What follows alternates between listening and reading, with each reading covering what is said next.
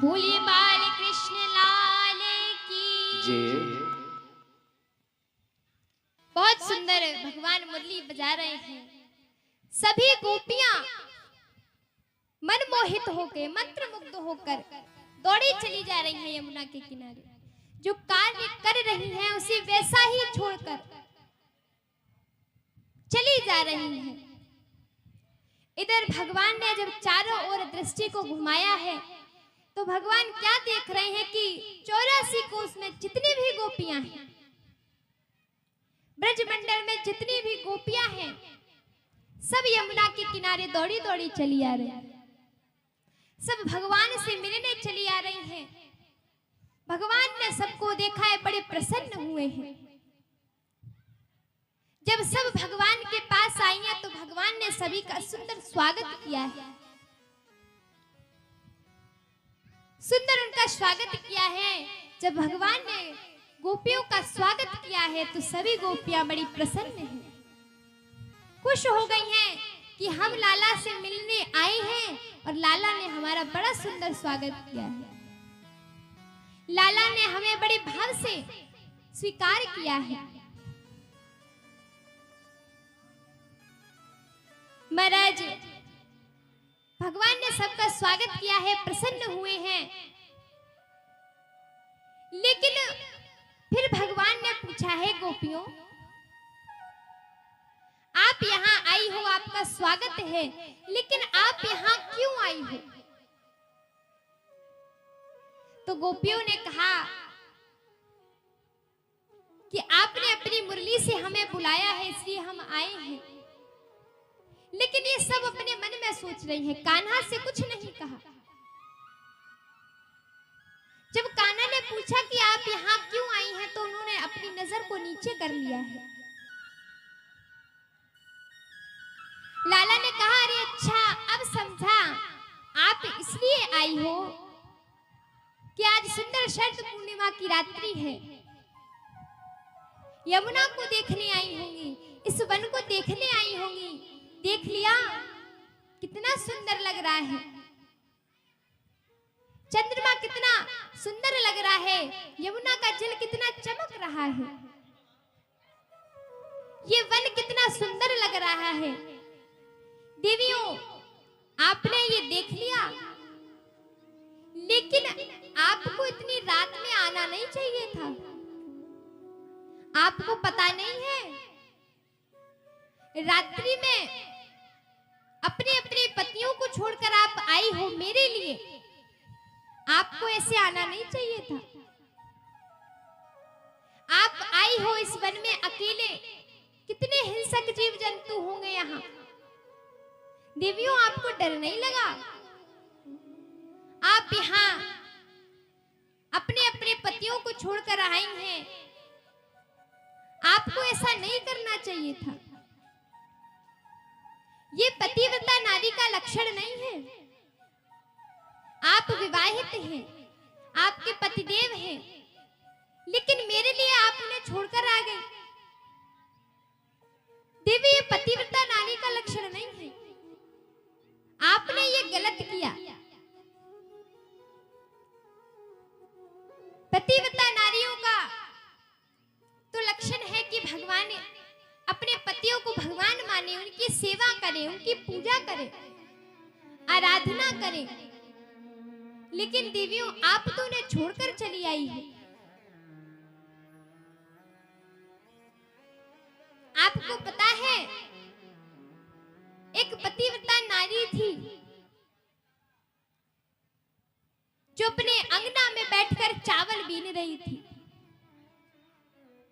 उसके पति देव दूर जंगल से काम करके आ रहे थे, बड़े थके हुए थे। जब वो घर को आए तो अपनी पत्नी के पास जाकर बैठे हैं, थोड़ी बहुत उनसे वार्ताएं की हैं, लेकिन थके हारे हैं तो वो उन्हीं की गोद में सो गई हैं।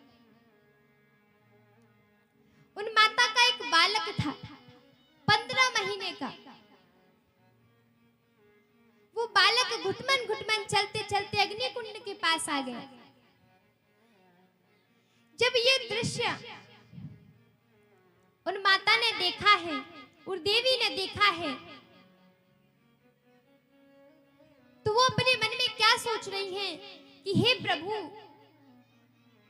मेरा छोटा सा बालक है, अग्नि कुंड के पास गया है, लेकिन अगर मैं उसको बचाने के लिए गई तो मेरा पतिव्रता धर्म नष्ट हो जाएगा।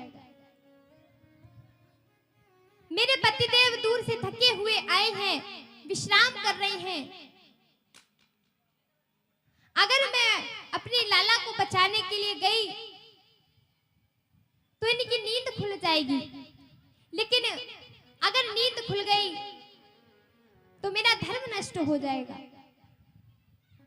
महाराज ऐसा सोच ही रही होती है वो कि उसका 15 महीने का बच्चा घुटमन घुटमन चलते चलते अग्निकुंड में झांक रहा था, और जैसे ही झांका है वैसे धड़ाम से उसमें गिर पड़ा है।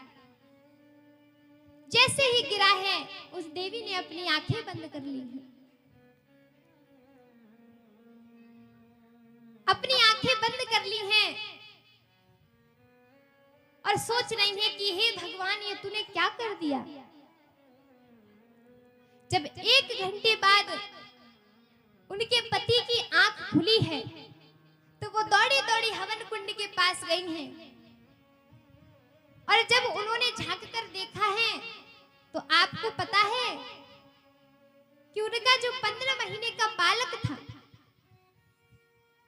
वो उस अग्नि कुंड में खेल रहा है, और जो अग्नि है वो चंद्रमा की तरह शीतल हो गई है, शांत हो गई है, उसकी धधकती हुई ज्वाला एकदम शीतल हो गई है, और वो बालक उस अग्नि कुंड में खेल रहा है। देवियों, ये पतिव्रता नारी का धर्म है। आज जब उन्होंने धर्म निभाया है तो उनका बालक सुरक्षित है। इसलिए आप अपने अपने घर को जाइए, यहां क्या रखा है। तो गोपियों ने कहा है, कन्हैया, पहले तो तुमने हमें बुलाया और अब तुम हमें भेज रहे हो।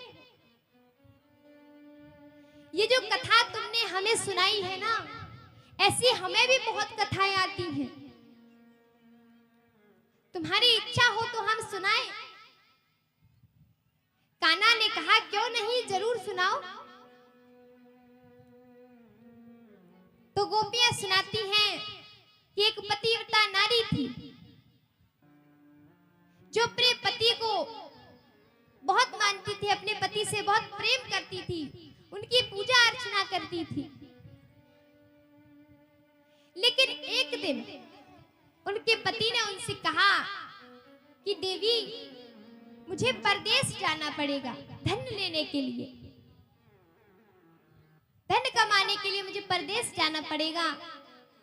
तो उन देवियों ने अपने पति से कहा कि स्वामी, अगर आप चले जाओगे तो मेरा मन नहीं लगेगा, मुझे आपकी याद आएगी, आपके बिना मैं कैसे रहूंगी। तो प्रभु, उनके जो पति थे उन्होंने अपनी जैसे ही मूर्ति बनाई और अपनी पत्नी को दे दी।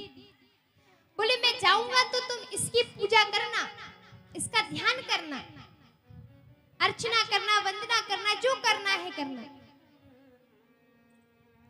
अपनी पत्नी को वो मूर्ति देकर चले गए। इधर